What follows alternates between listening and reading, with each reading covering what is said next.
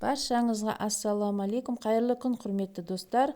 Жасалуы өте оңай, дәмді, тіл үйретін, керемет боп шығатын торттың бірі банафи торты. Бірге дайындайық. Ең алдымен достар, таза ыдысымызға бөлме температурасында тұрған сармайымызды алып, оның үстіне сахарный пудрамызды саламыз.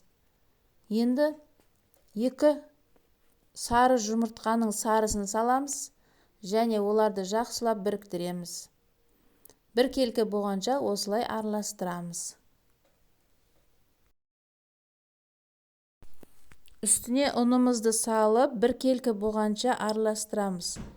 Аз-аздан салып араластырып отырамыз. Және бізде осындай керемет песочный жұмсақ тесто болып шығады.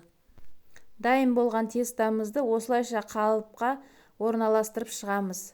Және қызып тұрған пешімізге 10-15 минутке салып пісіріп аламыз. Мінеки тортымыз да пісіп шықты.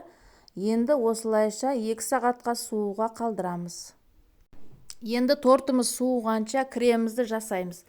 Ең алдымен сливочный творогымызды алып, оның үстіне сахарный пудра саламыз. Және оларды жақсылап миксермен араластырамыз.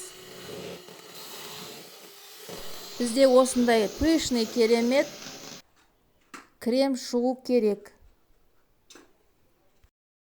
Ал енді достар, тортымыздың үстін безейміз және ішін толтырамыз.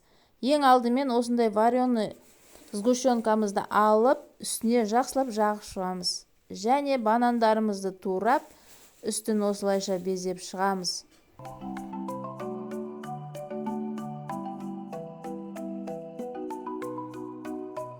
Достар, енді дайын болған кремімізбен үстін безейміз.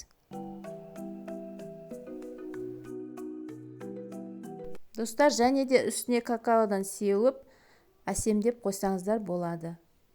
Достар, міндетті түрде жасап көріңіздер және каналыма тіркелуді ұмытпаңыздар. Келесі кездескенше сау-саламетте болыңыздар.